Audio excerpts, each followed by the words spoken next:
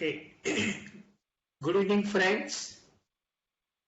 Again, I am back to you after a few weeks with the different topic of lessons learned from the clinical rounds.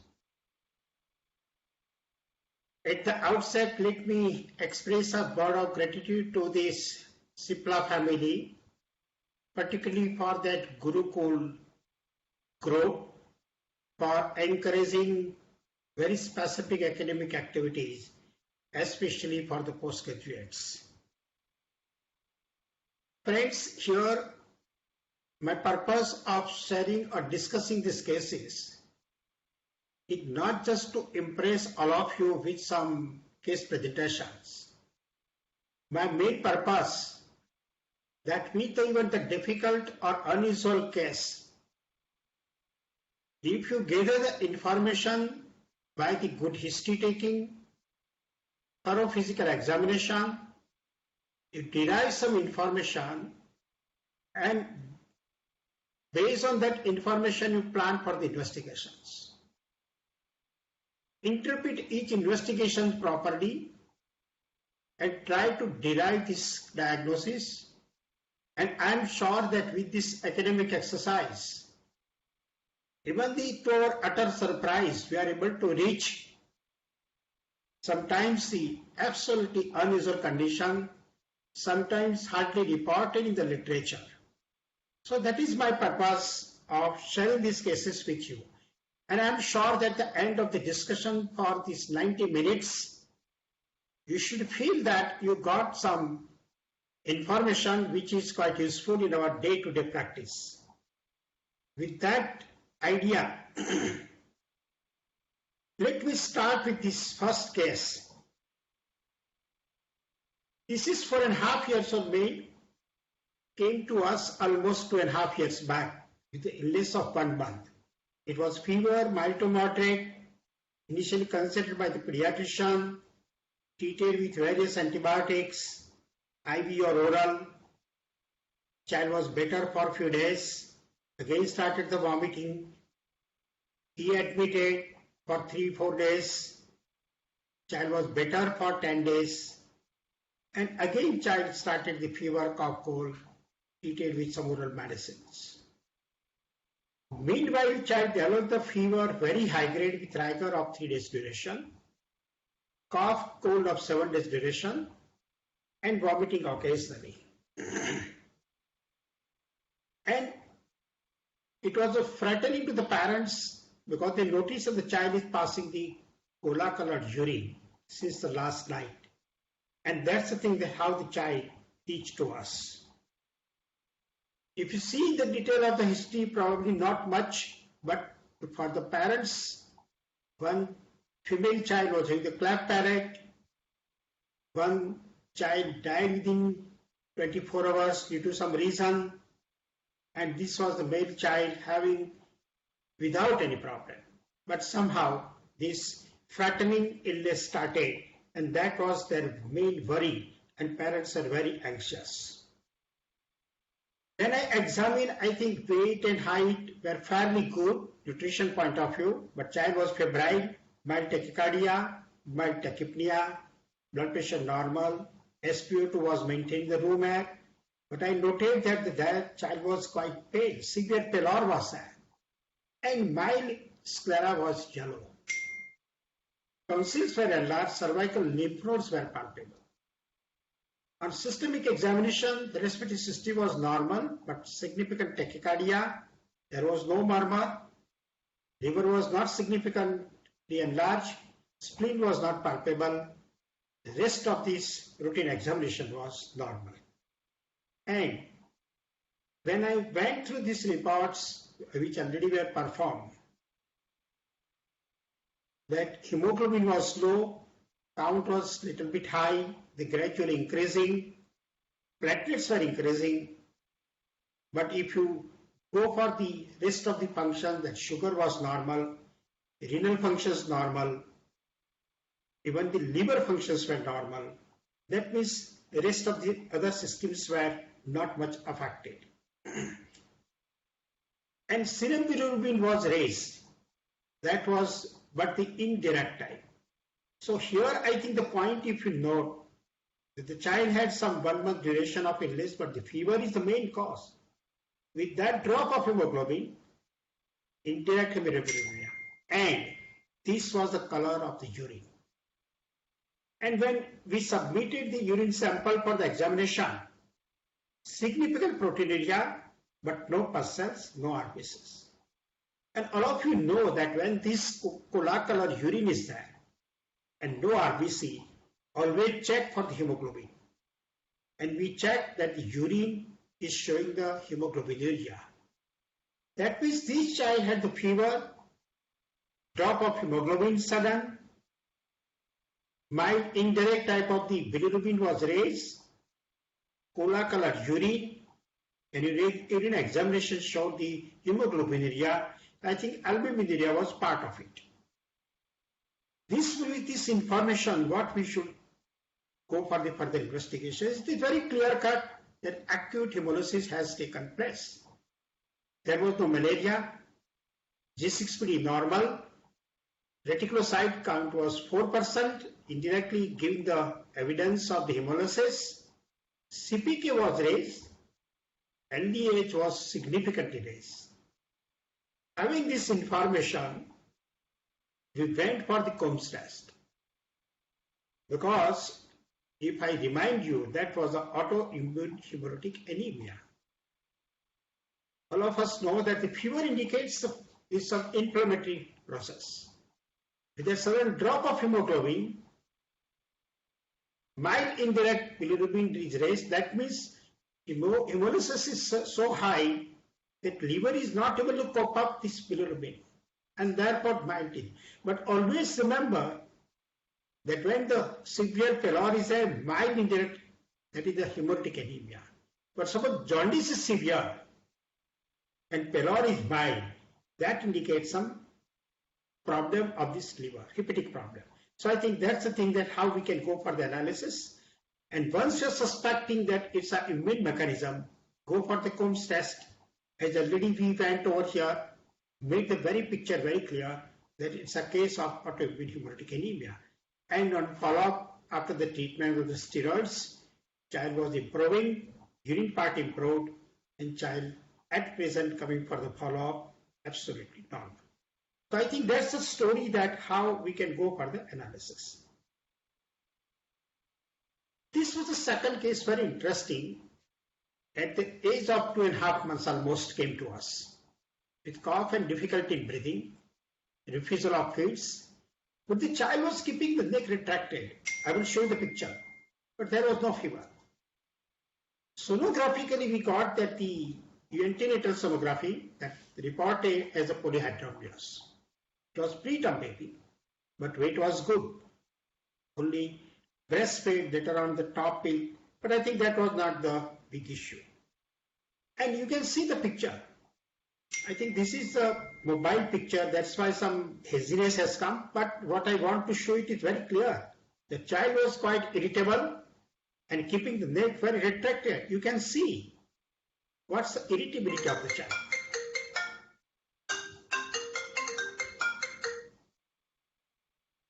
And having this problem, we went into the details that there was a history of NICU admission on 26th day of the life for difficulty in breathing and probably some query-convulsions in the form of the tonic posturing, which already I showed the picture. Similar picture was there with the retraction of neck. That was the story on the 26 days of life. We went for the details of the investigations which were already performed during that last admission.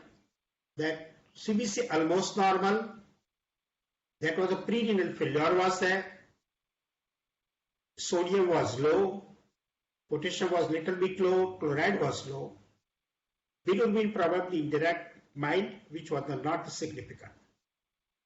ESF was done, it was normal, USG abdomen was normal, with this some impression of the murmur, echo was done, which was also reported as normal.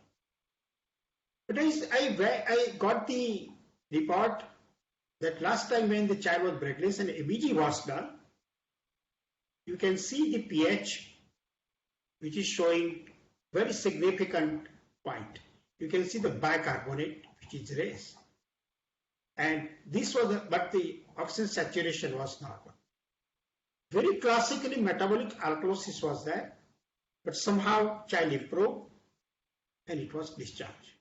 Treated with some antibiotics and other things, and diagnosed as some, that was their impression of cyanotic CSD with some infection. And they thought of some pertussis cough and malnutritional anemia.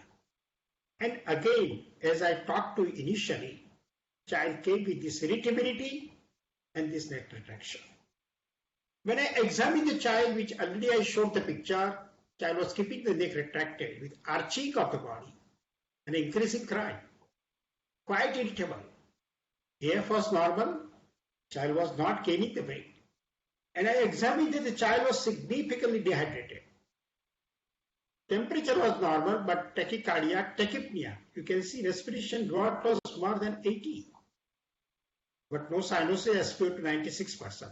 With just 2 liters of oxygen. And no icterus. Chest signs were minimal, no murmur. Hepatosplenomegaly was not found. But as I said, only irritability. When we went for the investigations again, we got it that hemoglobin was fairly good, count is raised, urea mildly raised, probably maybe the perirenal with the dehydration, but sodium was significantly low. And potassium somehow that first, but later on it was found that significantly hypokalemia, 2.6, 2.9. Chloride was also low. We were not clear that what we are dealing with.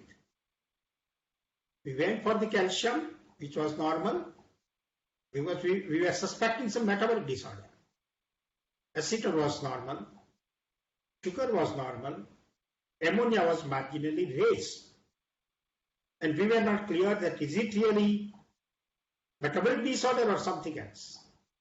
But very interesting story if you look at this EBG, which was last time also, at different occasions, every time alkalosis. And look at the bicarbonate, significantly less. And oxygen saturation was absolutely maintained without the oxygen. Urine creatinine calcium ratio, calcium creatinine ratio was raised. That means there was calciuria. Significant calcium was going in the urine. Having this understanding that the child is having the metabolic alkalosis, potassium is low, chloride is low, failure to thrive. With that, when we went for the urinary calcium creatinine ratio, which was indicating that the calcium is excreted in the urine abnormally, parathormone that we repeated, which was raised, even plasma renin was raised. And friends, you open the textbook, this is very classical picture, that even the antenatal polyhydramnios was noted, child was preterm, and as I talked to you that the metabolic alkalosis, hypokalemia, hypercalciuria, raised parathormone, raised plasma renin, very classical picture of the Bartter syndrome. Friends, what I want to remind you, that this is very important, that how we are able to reach the diagnosis. But one thing which we have not done in the case, I want to draw attention, that when the metabolic alkalosis is there, hypokalemia is there, and particularly even the parathormone is raised, and this plasma renin is X, it becomes a clear picture of Bartter syndrome. But many a times, then you should always confirm that what is this.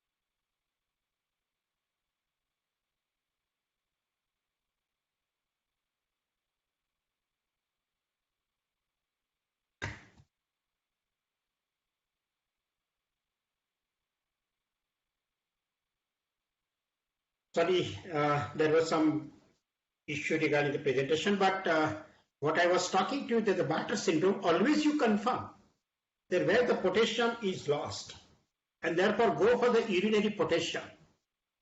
Suppose urinary potassium more than 20 milligram per liter, it indicates that this is a very classical picture of the Bartter because potassium, basically you know the Bartter syndrome is the problem of the renal tubules.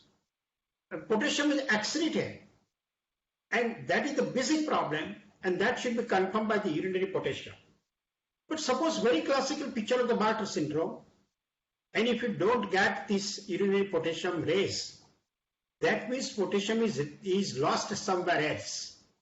And that is called as the pseudo-Bartter syndrome. And please friend remember, the pseudo-Bartter syndrome is the characteristic of the cystic fibrosis. Out of my 35 patients of cystic fibrosis, 2 patients I got as the Bartter syndrome. So I think that's the thing which you should keep in mind. Again, going for this next case, you know that the standard treatment of indomethacin, oral potassium supplementation, everything was given. Child started to gain the weight, and on follow-up, you can see the picture of the patient. This was when the child was infant. So friends, this is very important, which I wanted to share with you that how we should go for the analysis. One more patient of 10 years old male, illness of 10 days, fever of low grade initially, then increased to 100 to 103, frequency of stool was there, generalized weakness was there. So weakness that 10 years old child was not able to walk without the support, and that's what the significant or severity of the illness. Initially treated by family physician, that treated at these district press, but look at the investigations which were performed at these district place. Hemoglobin was fine, but count was significantly low, 2,400. Platelets were low. And if you see the RBS, creatinine, the rest of the investigations were fairly good, but potassium, sodium was low, potassium was low. SGPT might be raised. USG abdomen showed hepatosplenomegaly and some enlarged kidney with fluid-filled dilated bowels, enlarged lymph nodes in the right iliac fossa. That means it must be the systemic disorder. And having this problem, it was initially treated with some antibiotics. Repeat investigation after 2 days showed the very low count, only 900 total count, and platelets 19,000. And that's the thing that how the child was referred to us. When we examined the patient, child was drowsy, but the febrile 102.8 fever, tachycardia, mild tachypnea, blood pressure was not bad, it was normal, SpO2 was maintained. Weight was fairly good. No icterus, no cyanosis. Respiratory system CVS normal, liver was enlarged, spleen was palpable, lymph nodes were enlarged. CNS point of view, I talked to you, child was drowsy, tone and power normal, but even DTR normal, no neck stiffness. That means it's basically not the CNS problem. And having this, we hospitalized the patient, started IV fluid, started the ceftriaxone, paracetamol as well, and blood samples were collected for different investigations, including the blood culture. And investigations at our place, if you see the count is still low, less than 900. And if you see the platelets again, only around 19,000. The ESR is 30, but CRP is more than 200. NP was negative, RBS okay, sodium low, potassium low. If you look at the SGPT is increasing, SgO2 is increasing, dengue was negative. We were not clear that what we are dealing with this patient. But we went for the analysis.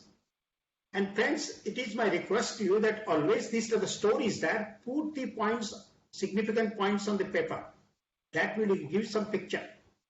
This was a 10 years old child, high grade fever, generalized weakness, hepatosplenomegaly, lymphadenopathy, leukopenia, particularly neutropenia, thrombocytopenia, Look at the CRP is more than 200, ESR is 30.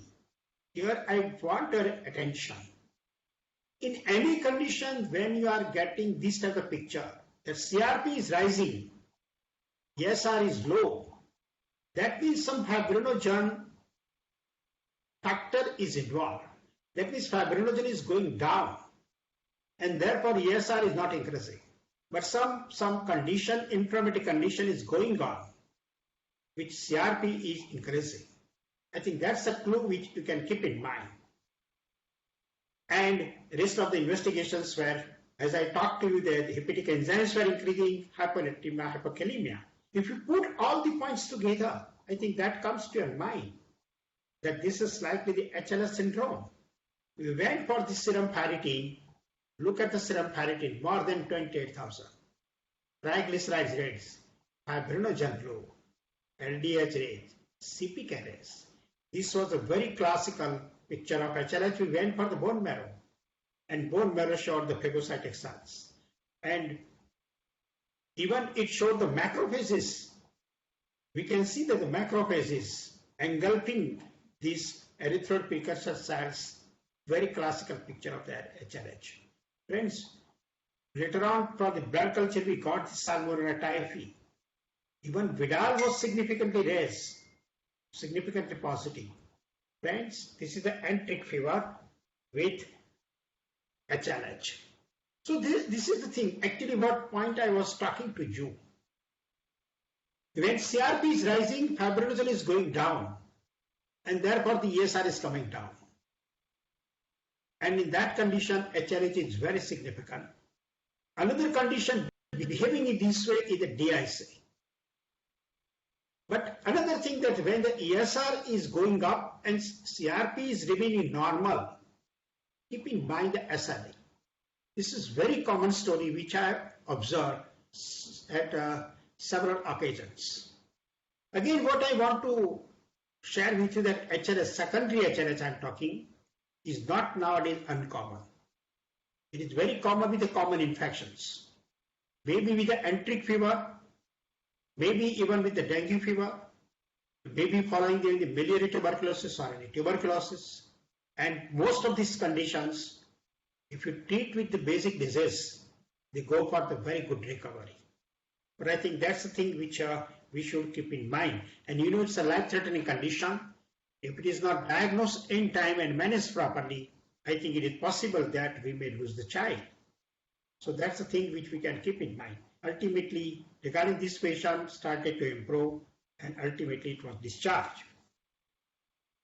This was a 3.5 months old child referred by the pediatrician for not gaining the weight. There was a nasal snuffle, mouth breathing almost since birth, cough, cold, mild fever. The rest of the history, if you see, probably it was a very good weight, antenatal, perinatal, no problem, only breastfed, development was normal. Hemoglobin was low, count was low, platelets were low. ESR was 10, CRP okay, that means no infection, NP negative. Rest of the investigations, if you see, almost normal, except this alkaline phosphatase was in thousands. And USG abdomen showed hepatosplenomegaly. Friends, what I want to share with you, this was the X-ray picture. Actually, this X-ray was taken for this chest X-ray. But if you see the other X-rays, I want your attention that if you look at this picture, this bone, absolutely there is no medulla at all. What we say bone in bone. If you look at even the long bones, if you look at even the vertebrae, they are absolutely just like the white opaque. This medulla is not seen at all.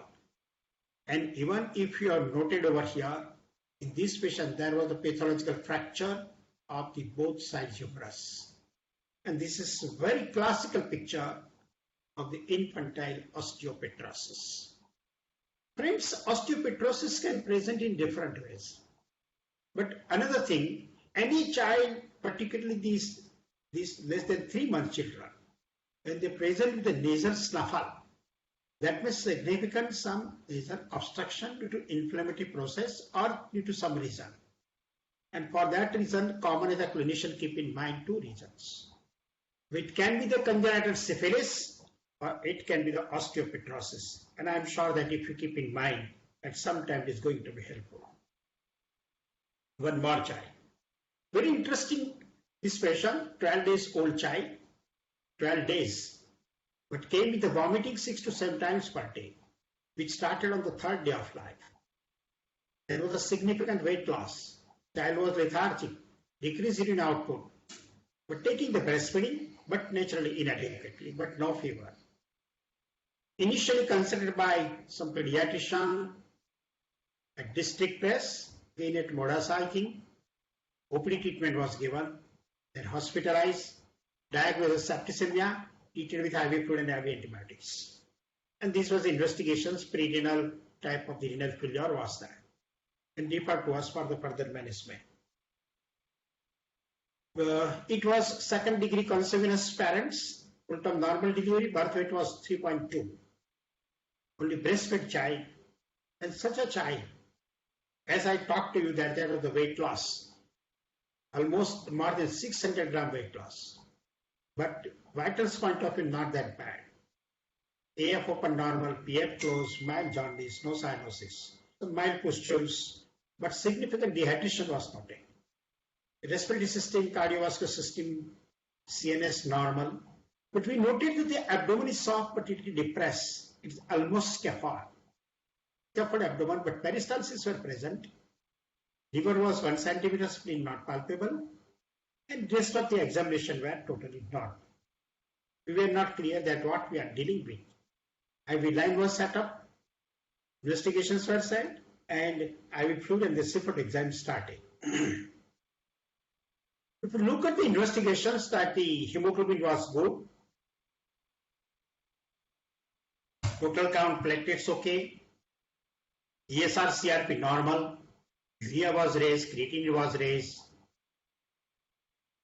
acetone was low, plasma ammonia was, because we thought that it was not the sepsis, likely some metabolic disorder.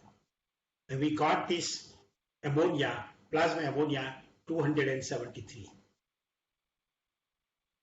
ABG point of view, we went that the pH is 7.7.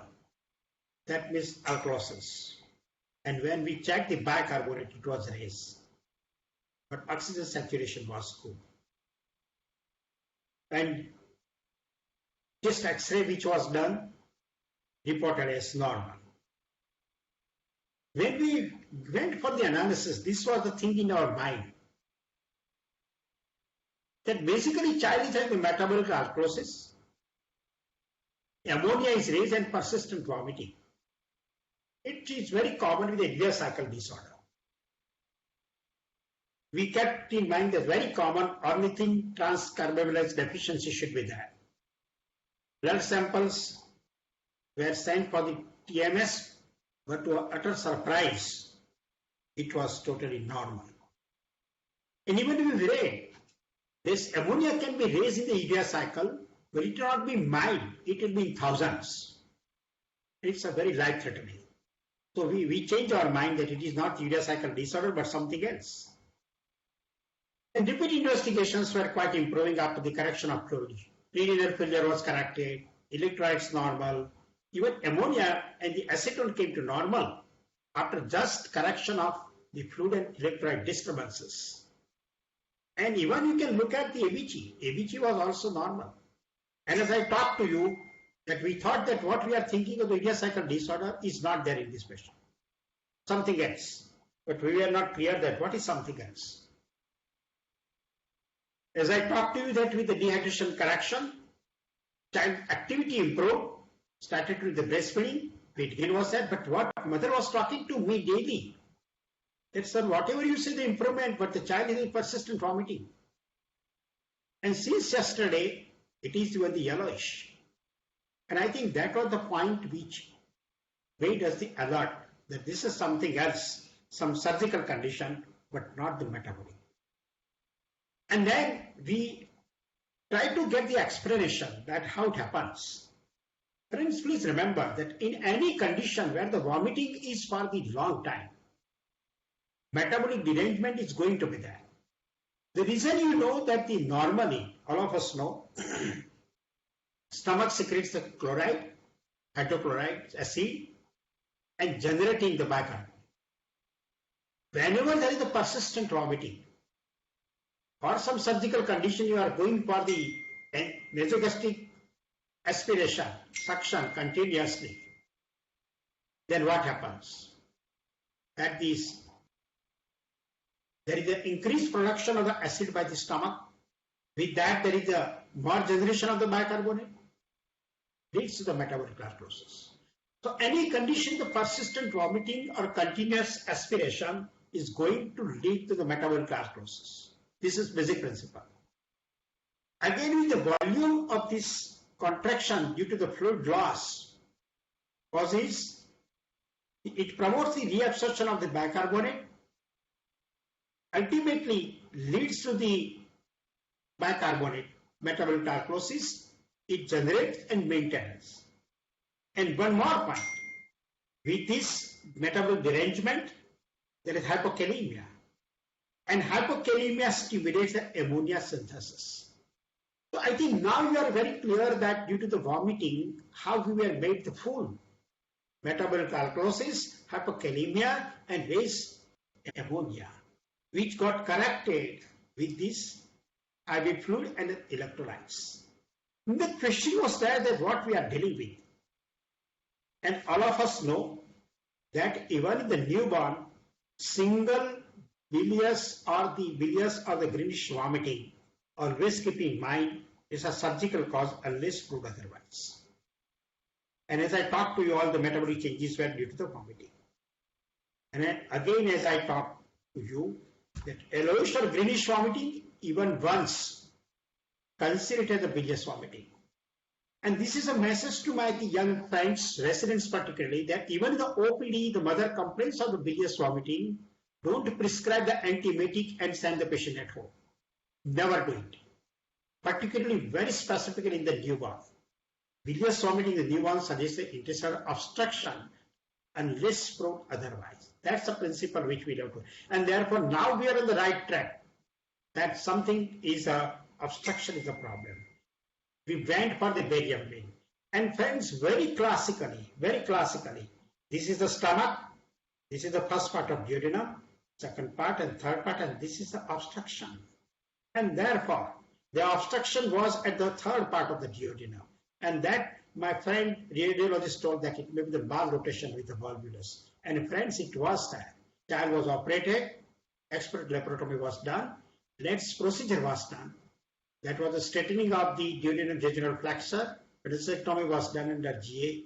180-degree rotation was corrected, and this child was there on the follow-up at the 7 months. This was somewhere in 2006 or 7. So now the child is 13 to 14 years old. Friends, which I wanted to share with you, please remember, in every case there is some clinical marker. And please remember with the bilious vomiting.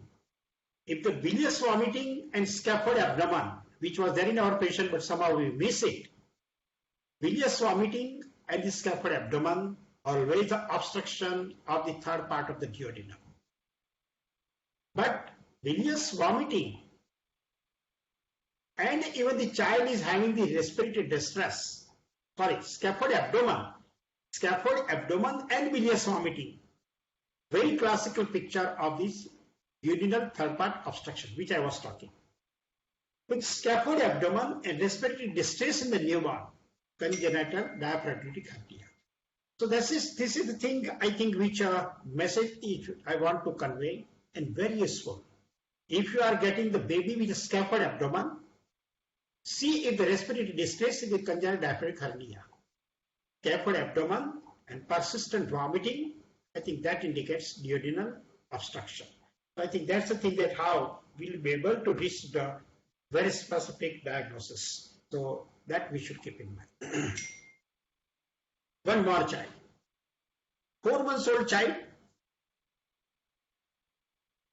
having this again presented with the excessive crying intermittently, mild fever, cough, cold, taking the breastfeeding, treated with some antibiotics. But child was hospitalized almost 5 to 6 times. First time it was diagnosed as physiological hyperbilirubin and kephaliometoma. Again readmitted after 9 days for convulsions, poor feeding and lethargy. Third time excessive crying, refusal to feed, treated with antibiotics, considering sepsis. And on follow-up even they got the UTI. One more admission for the UTI. So 5 to 6 times admission in a 4-month-old child without any specific diagnosis.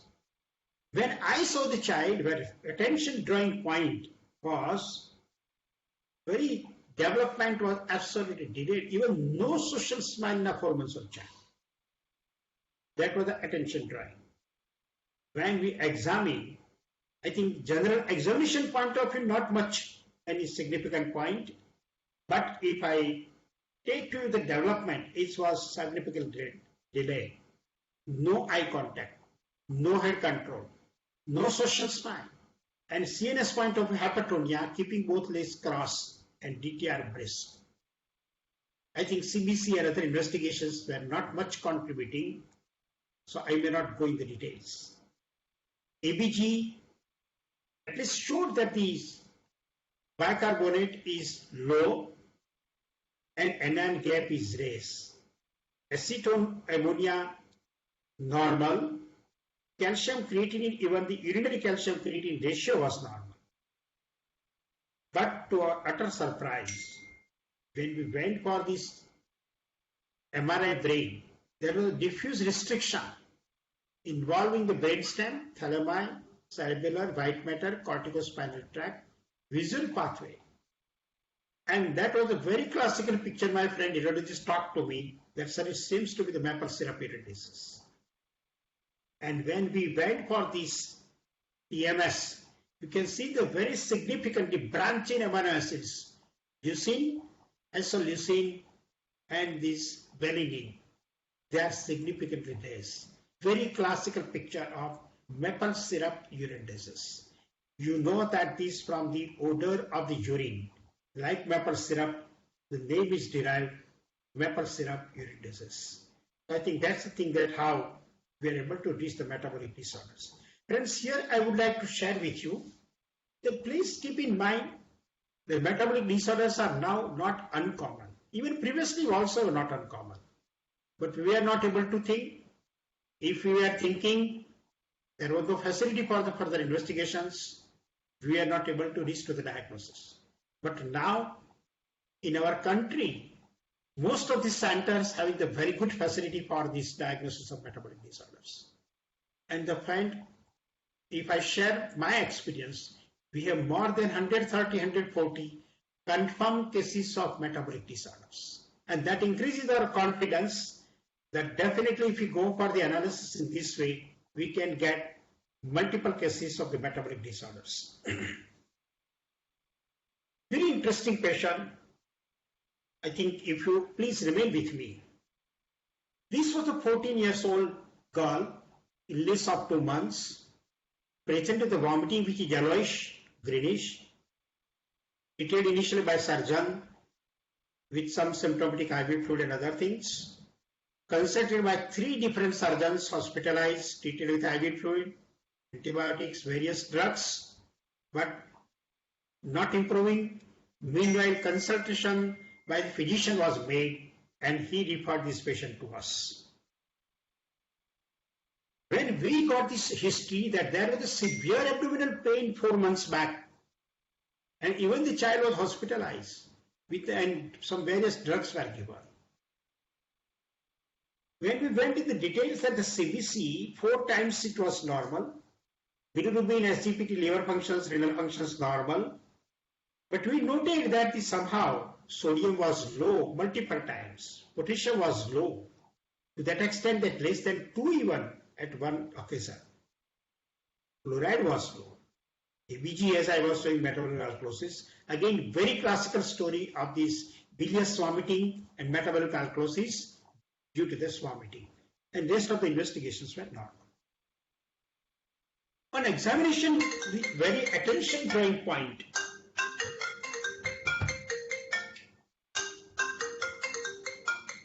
Hello, कलाक પછી વાત કરું.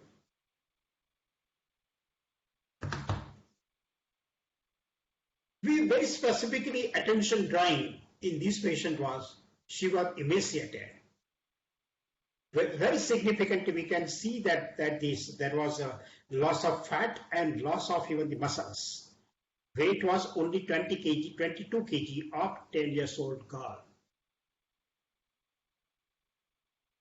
And vitals were normal, no jaundice, no cyanosis, abdomen soft, no distension, no tenderness, liver spleen not palpable, peristalsis is present, but they were weak.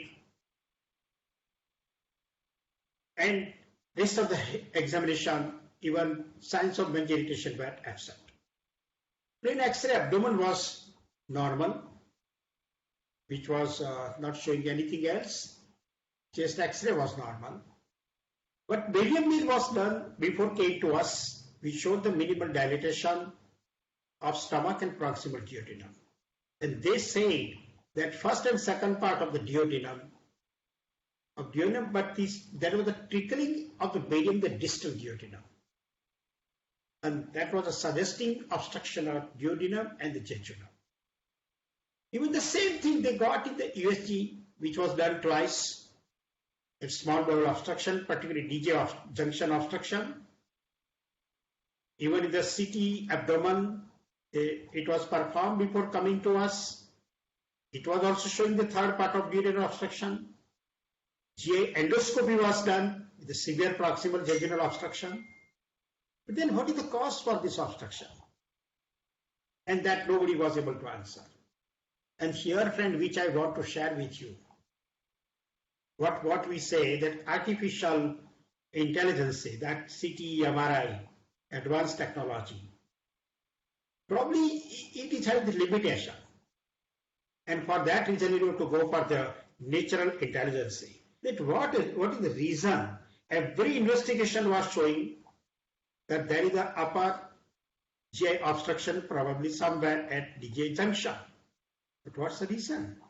And friends, even CT, I think same picture is showing. But what I want to share with you, if I remind you,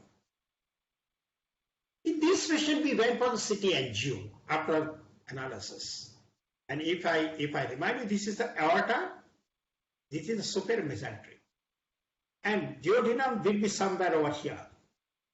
Very classical picture over here. Again in this picture, if you see, this is aorta, this is superior mesenteric artery, and somewhere over here. And even this patient was submitted for the surgery, and if you see that this is mesenteric artery, and aorta is posterior. And that's the thing, that the superior mesenteric artery syndrome. You know how we can reach to the diagnosis. Why we thought of that it is very certain. Every investigation said that the very definite anatomical obstruction at duodenal junction. Then what? Without any reason why there is obstruction, and particularly emaciation. That was the second point which we draw our attention, and that that superior mesenteric artery of compression is above the duodenum in children after rapid weight loss, in particular the supine position. Even with the change of position, the child will show this better in the symptoms, particularly the vomiting and pain in abdomen. Here what happens, friends, that there is a compression is occurring due to the mesenteric artery loses its fat, the support which is there is lost. And therefore, there is the obstruction of the duodenum with the superior mesenteric artery anteriorly and the aorta posteriorly. And that causes the compression of this duodenum. And that's the thing, that how it causes these symptoms. And very significantly, another point, attention drawing, pain in abdomen is very significant in this patient. The reason you know that due to the vascular compression, this is causes the severe abdominal pain, and with the obstruction to the duodenum, vomiting takes place. And very specifically the supine position. But with the prone position or the lateral position, it is possible that the arteries, vessels are displaced and the child is getting the relief. This is very classical story of the superior mesenteric artery. Friends, and particularly this is small cover to the adolescents who starts the vomiting after the application of the body cast or the orthopedic surgery. This type of story is also known. And other factors include the anorexia, prolonged bed rest even, weight loss, abdominal surgery, exaggerated lumbar lordosis. And in such patients, always keep in mind the superior mesenteric artery syndrome, which is very rare. When we check the literature, it's not so common. But yes, it is there. And it has been reported in our own country. I think that's a set of these circumstances of the story, how we can correlate and reach to the diagnosis. Again, this was one more case, very interesting story of 8-month-old child. 8-month-old child, Wayne, came to us with the illness of 2 months. Child had the fever mild to moderate, but very attention drawing point was the significantly pallor. There was decreased appetite and vomiting, and which was going on off and on since long. And we didn't have the answer. Birth history, if you say, I think it's normal, non-consecutive parents, weight was good, and antenatally, perinatally, there was no problem. Development was normal. Breastfeeding, complementary feeds, everything was fine. I think there was no reason that why the child is suffering from this problem. If I provide you more information, there was history of hospitalization of the child 2 months back for the very high grade fever, marked pallor, liver 3 centimeters, spleen 1 centimeter, and cervical and inguinal lymph nodes. During that time, hemoglobin was significantly low, 4.2. Count was raised. And that was the polychromasia, atypical lymphocyte, thrombocytosis, very classical picture of the in-short hemolytic process. During that time, child was treated with the 2 aliquots of the PCV and some antibiotics and discharged the oral iron and the multivitamins. After 1 month of that first admission, again parents noted severe pallor, and they consulted by hematologist now. They thought that this is something is problem with this blood. And during that time, there was a severe anemia, liver was enlarged, spleen was enlarged, lymph nodes were enlarged. And hemoglobin was only 2.9. Count was raised. Again, the picture of this hemolysis, reticulocyte count was raised 6%. Bilirubin was normal. They were not clear that what is the reason for this hemolysis. Again, 2 PCV were given, and with 11.6 gram of the hemoglobin, child was discharged. With this history examination, with this history, when we examine the patient, particularly vitals were normal except probably severe pallor and hepatosplenomegaly and lymphadenopathy. No problem. That means what we noted, significant pallor, organomegaly, lymphadenopathy. I think here when we went for this analysis that the child is having 8 months child, 2 months fever, recurrent anemia, organomegaly, lymphadenopathy. It is hemolytic anemia. And probably it should be some immune mechanism. Because we know that if you go for this is always go for this type of the open the book. I think when we are talking of the hemolytic anemia, all of us know there is no hemoglobinopathy, no membranopathy, no enzymes. It should be a hemolytic immune mechanism. Probably primary less possible, secondary yes, that can be the autoimmune or due to the various infections like HIV, mycoplasma, Occasionally malignancy, Wilson, yes, but in the older children, here in this patient, there was no question. Investigations when we went for this patient, hemoglobin was low, count was less, but this time the reticulocyte count was less. And platelets, okay, at electrophoresis normal, G6PD negative, cyclic negative, but Coombs test positive. So it indicates the immune mechanism. HIV negative, liver function test normal. We thought of this is recurrent hemolytic anemia, but low WBC, low reticulocyte count this time. So it is the only erythrocyte is affected. And therefore we thought of bone marrow aspiration was performed and confirmed the pure red cell aplasia. Further investigations for the pure red cell aplasia, that what's the reason?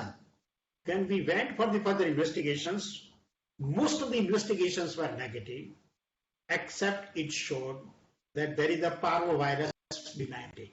And all of us know that in a hemolytic anemia, parvovirus B19 can cause this pure red cell aplasia. So that's the thing which we consider. And for that reason, patient was treated with steroids for 3 weeks. Not significant response. We took the help of the hematologist and immunoglobulin was given. There was a very good response. And parents told me that the first time since 3 months, there is no drop of the hemoglobin. We are happy that this is some immune mechanism probably treated. Even this parvovirus B19 is over and patient should be all right. But to our utter surprise, after 3 months, child came back to us. And child now this time came with the jaundice. And particularly the jaundice, mild fever, but dark yellow sclera, common erythema, puffy face, ascites, liver spleen, and even the hepatic encephalopathy grade 2. This time patient presented with hepatic encephalopathy. Now we thought that what is the cause for jaundice? And hepatocellular failure, what further we can do? Again we went for the investigations. And friends, believe me, this patient in this emergency was bilirubin was 26.8, it was direct time. SGPT was in thousands. Albumin was low, ammonia was raised. All seromarkers for the viral infections negative. Ceruloplasmin low and renal function electrolytes within normal limits. Ultimately, we went for the ANA. ANA was positive. Smooth muscle antigen was positive.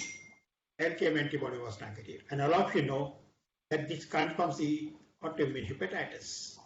Unfortunately, the patient died. We went for this with the permission of the parents, postmortem liver biopsy, turned out to be the autoimmune hepatitis. So friends, ultimately, you know, this was what story was going on. It was the autoimmune hepatitis was the basic cause. Presented with the immune hemolytic anemia, and that was complicated by the pure red aplasia, pure red cell aplasia due to this parvovirus B19 infection. And I think this is not that uncommon. But that's the story, I would say, beauty of the medicine, that how with the analysis you are able to reach the diagnosis. One more patient, 8 years old child, presented with this illness of 4 months. And here the child was having the bluish spots waxing and waning since 3-4 months, recurrent fever with cough, likely following some viral. Pediatrician was consulted. Platelets are 76,000. He diagnosed ITP.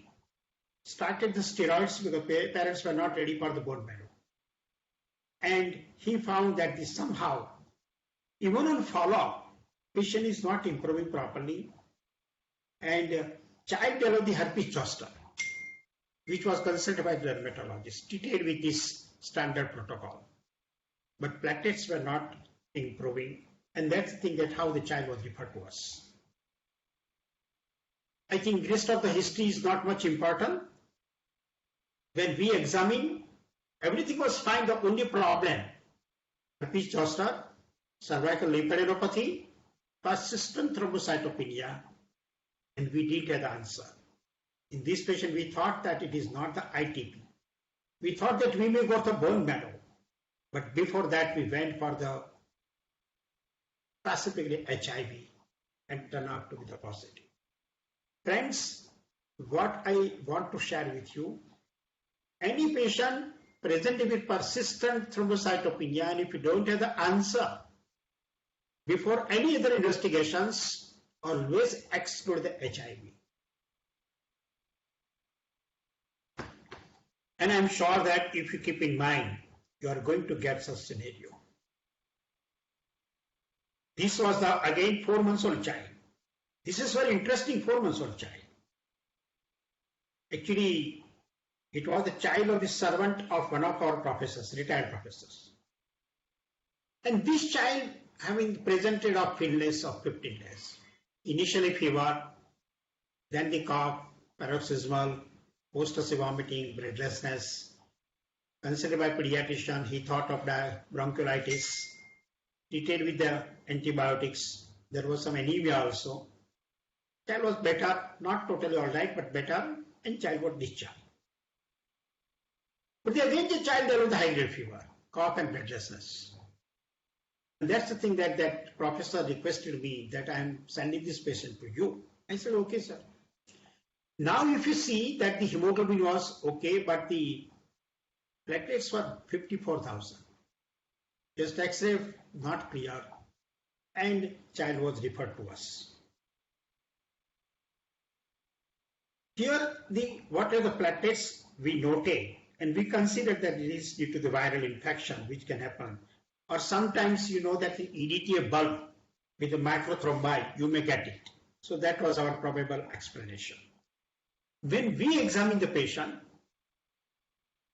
nutrition point of view not bad, but tachycardia, tachypnea, withdrawing, nasal flaring, even the respiratory distress with that, even hypoxemia, some chest signs were there, liver was enlarged, spleen was enlarged. We thought of really enlarged or due to respiratory distress, even the posture. Child was irritable. We were not clear that it is bronchiolitis, respiratory problem or something else. During in our investigations, just routine investigations, my resident told me that some platelets are low. I said, okay, it can happen due to this EDTA also. Before discharge, you confirm it. But he said that, sir, these platelets were low with the previous admission also. I said, both the places, it should have a technical problem. That means basically thrombocytopenia. We treated with that, but friends, meanwhile, we went for the analysis. When I came to know that basically they are from Nepal, parents, that gentleman is staying over here and that lady is staying at Nepal. And having this illness of the child is brought here. We went for the analysis. With that, we went for the HIV. Turned out to be positive 4 months old child. So friends, this was not the bronchiolitis. This was the basically viral pneumonia, which was not allowing the child to improve. And I think that's the reason that the marker was persistent thrombocytopenia. So that's the thing that how we should be able to reach the diagnosis. Again, this was a 7-year-old male child, illness of 4 months, vomiting, particularly in the morning. And I think when in the morning, don't neglect it. Many times parents will say that because the child has to go to school, child is complaining of the vomiting, but not necessarily every time. And meanwhile, when the child develops this headache, excessive sleepiness, decreased appetite, most of the investigations routine were normal. I think in the history, not much important. But what I want to share with you, yes, I think the CNS, we noted that the child was alert. But very important point of the planters were extensors and mild leg stiffness. From this, probably we got that it should be something else.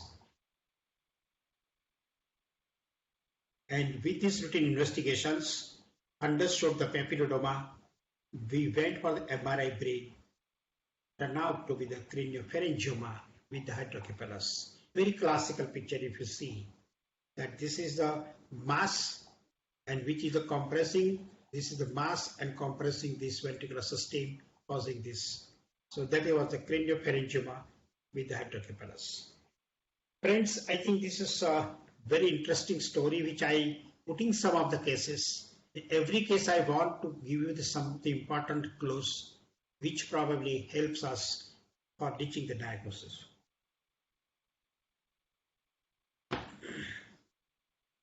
I think last few cases very interesting. This was a 9-year-old female and presented to us with a complaint of difficulty in getting up from sitting and supine position since 15 days. Even difficulty in opening the left eye since 10 days.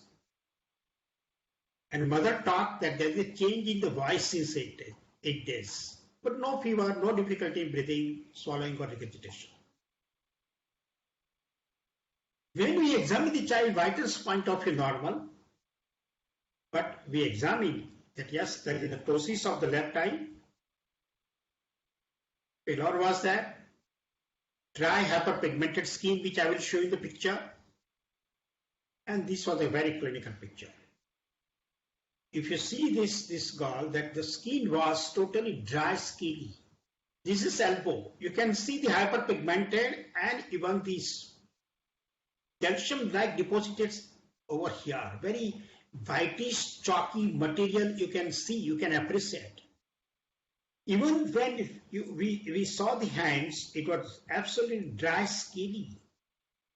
Not only the dry skinny, but there was some at the very specific, if I draw an attention at these metacarpopharyngeal or interpharyngeal joints, there was thickening or plaques-like material.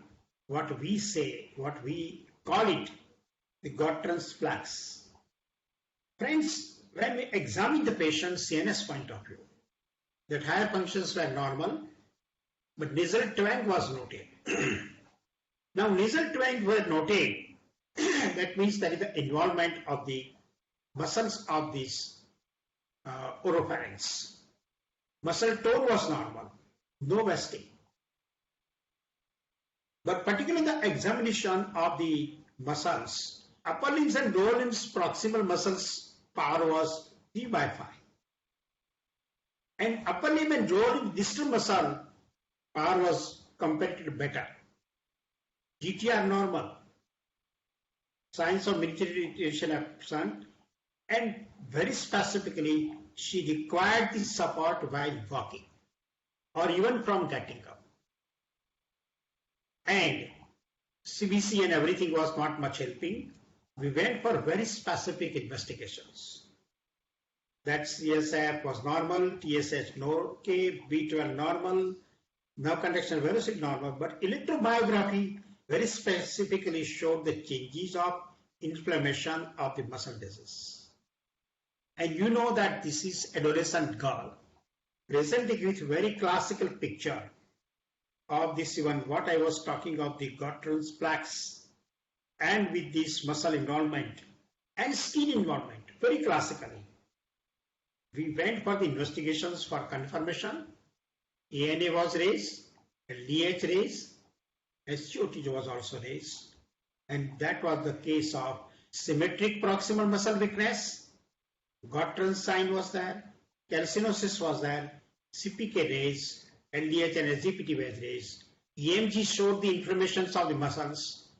Very classical picture of the juvenile dermatomyositis. Friends, the name itself suggests it's an involvement of skin and the muscles, and it's an inflammatory process. And once probably if you see the patient, you will never forget it. Follow-up after 15 days, after the steroids and methotrexate, child was improving. You can see on the follow-up, even the ptosis has decreased, and even these skin changes have been decreased. And after 2.5 months, absolutely normal. Even from our skin, muscles, power, everything was normal. That means this is very classical case of juvenile dermatomyositis.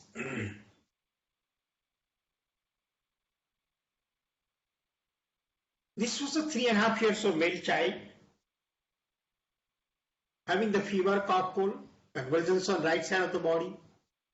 Convulsions initially were focal, sometimes right side or left side, or even it may become the generalized tonic-clonic.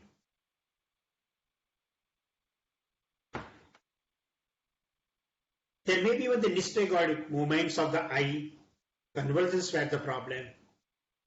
Multiple episodes in the age of 2 years, sometimes even with headache and vomiting. And there was no explanation what things are going on. I think rest of the history was not contributory. But when we examined, I think particularly the CNS point of view, she was drowsy, eye was partially uprolled, nystagmus was present, cranial was normal but hypertonia, muscle power decrease right side, both sides asymmetrical, DTR brisk and plantar were extensors, and signs of major irritation were absent. Previously, child was hospitalized 5 to 6 times. And if you see the first time at 2 years, it was diagnosed as falciparum. Again, 2.5 years, it was right side hemiparesis and no seizures. After that, child was hospitalized for convulsions and CBC, CT brain, everything was normal, diagnosed right side hemiparesis. Again, after 25 days of the last hospitalization, weakness on the left side now. Now the left side. MRI angiography showed infarct on the right side, but rest of the types normal. Sickling was negative, echo was normal, and some aspirin was started. Consulted by the hematologist, he thought of the hematological condition for the acute stroke, and most of the investigations, including fibrinogen, lupus, anticoagulant, anticardiolipin antibodies, everything was normal. And here the child was present with left side focal seizures, considered by the pediatric neurologist, multiple small infarcts on both sides, specifically in the parieto-occipital region. MRI brain was showing, EEG was abnormal, multiple drugs were started for these convergence. When more pediatric neurologist was consulted, and he diagnosed that this is the alternative hemiplegia. You know, alternative hemiplegia is known condition. And for that reason, he started some treatment. Here we got the frequent seizures, intermittent episodes of weakness, right side was recovering, gait was normal. All other tests were not indicating the cause for this severe stroke. We went for the analysis, and on the analysis, we thought that it is something else. And we went for these, that it's basically mitochondrial encephalopathy, lactic acidosis, and stroke-like episodes. Very classical picture. We went for these investigations. Even we sent these mutation tests for the MELAS at Sir Gangaram Hospital in Delhi, which confirmed that it's a case of MELAS. So friends, whenever you are getting this type of story, always go for the proper analysis. I'm sure that you'll be able to reach the diagnosis. This was the MELAS which I was talking to you. Now, one more interesting patient. This was a 6 months male female patient. Illness of about 7 weeks. Fever was there, very high grade. 7 weeks fever in a 6 months old child. Started with some neck swelling, irritability, conjunctivitis, hospitalized. Diagnosed as neck cellulitis, treated with antibiotics, and the rest of the history was not important. But meanwhile, child developed these convulsions and left side hemiparesis, and that's the thing that how the child referred to us. We went to the details of the previous investigations, which showed that hemoglobin was alright, but the count was always high with polymorphonuclear reaction. ESR was in hundreds, CRP was raised, platelets were rising. Chest X-ray non-specific, USG neck showed the lymphadenopathy. Clinical examination, child was 6 months old child, fever was 103.2, and therefore tachycardia, tachypnea. Pallor was there, eyes congested. Rest of the other systemic examination, not much contributing except enlarged liver and spleen. Child was irritable. Left seventh of upper motor neuron type of paralysis. Left side power grade 3 to 4, DTR brisk, very classically left side hemiparesis with left seventh of upper motor neuron type of paralysis. CSF done, sugar normal, protein mildly raised, cells only 20, MRI brain totally normal. But friend, 6 months old child, fever of more than 7 weeks, no response to the antibiotics, leukocytosis, polymorphonuclear reaction, some eye and skin complaints were there. With that, cervical lymphadenopathy, ESR and CRP some hundreds, no neurological, MRI is normal, but the child presented with left side hemiparesis and seventh of palsy. And for that reason, we went for this, particularly the echo, and turned out to be the Kawasaki disease. So friends, what I wanted to share with you that Kawasaki disease with aseptic meningitis and even due to the vasculitis, hemiparesis, stroke-like picture is known. This is something which I wanted to share with you that I think now Kawasaki is not missed. We are probably sensitized sufficiently. Although sometimes overdiagnosed. But this atypical, that is the aseptic meningitis, vasculitis, or in the gallbladder involvement, or in the shock-like picture, myocarditis, these are the unresolved presentation of the Kawasaki. And I'm looking that they are easily missed, treated as something else. But once you don't get the answer, keep in mind that Kawasaki can present with these type of presentations. I think last 1 or 2 cases. This was a 10 years old female, male child illness of 4 months and presented with the recurrent episodes of vomiting, non-bilious vomiting, non-projectile vomiting, frontal headache and pain in abdomen, but no fever. Treated with many, I will say, antibiotics, GI scopy was done, gastroenterologist has examined, MRI brain was done, which was reported as normal. Again, gastroenterologist advised for some other drugs, and ultimately child was having the vomiting, headache, occasionally pain in abdomen, but no fever, and child was brought to us. But on examination, when we are talking to the parents, we came to know that the nocturnal aneurosis has started, which was controlled at the age, but since last 2 years it has been started. That means a secondary nocturnal aneurosis with this complaint. That was the information which probably required attention. The rest of the history was not contributory. I think on examination, it was absolutely fine. Clinically, no point was on examination. Investigations routine were normal. But now, if you look at this, that urine examination, we focus the glutatoscope on the urine examination properly because this nocturnal aneurosis is secondary. It was already controlled, but again it has started. So something is wrong with that. And on the urine examination, not much routine. Culture even did show the growth. But GI endoscopy and everything, as I was talking to you, non-specific changes. But we went for this USG examination of neck. And friends, what we got it to your surprise. If you see soft tissue density lesions in right superior parathyroid region, with focal increased tracer uptake of the delayed image, findings are suggestive of adenoma of right superior parathyroid gland. And friends, later on, we went for these one further investigations. Parathyroid hormone.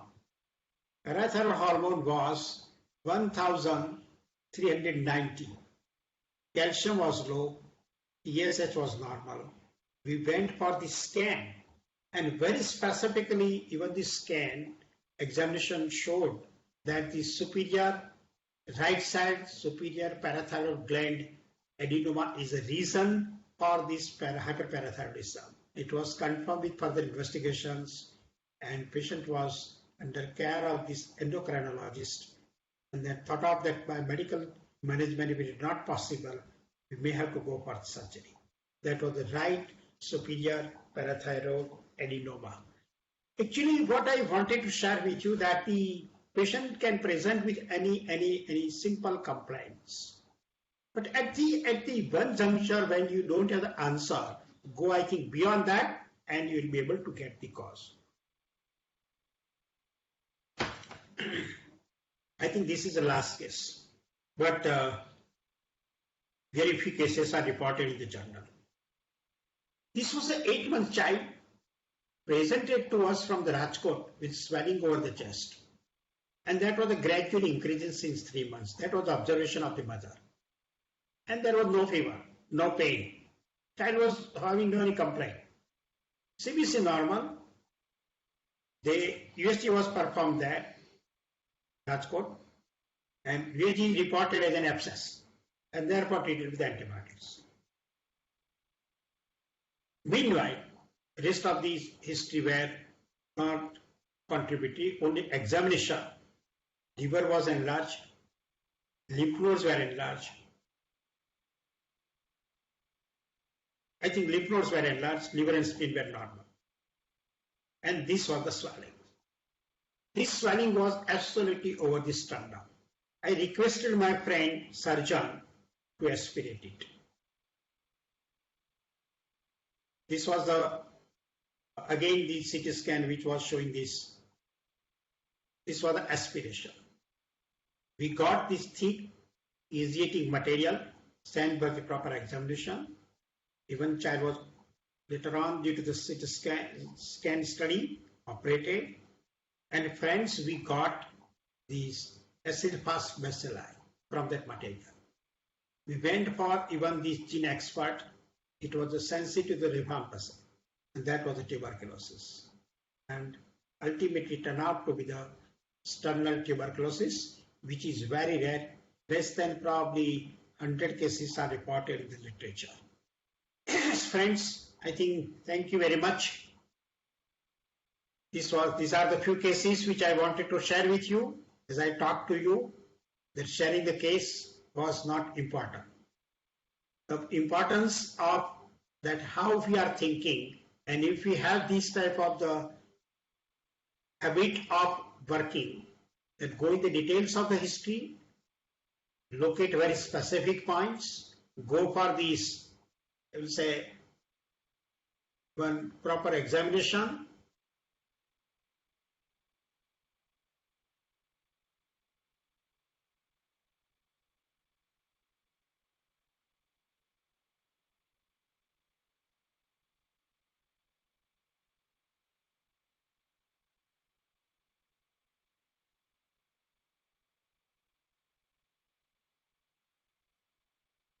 Is there any question?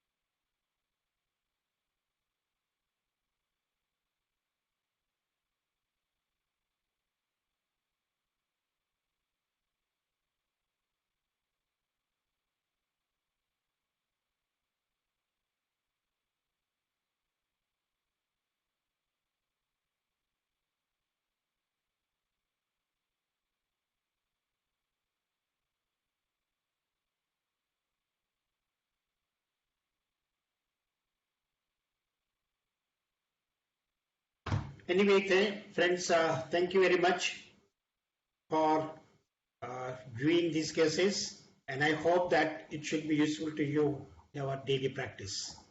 Again, thanks to this CIPLA family for organizing such a wonderful academic session. I'm sure that it should be more useful to the postgraduates as well as the practicing pediatricians. Thank you very much.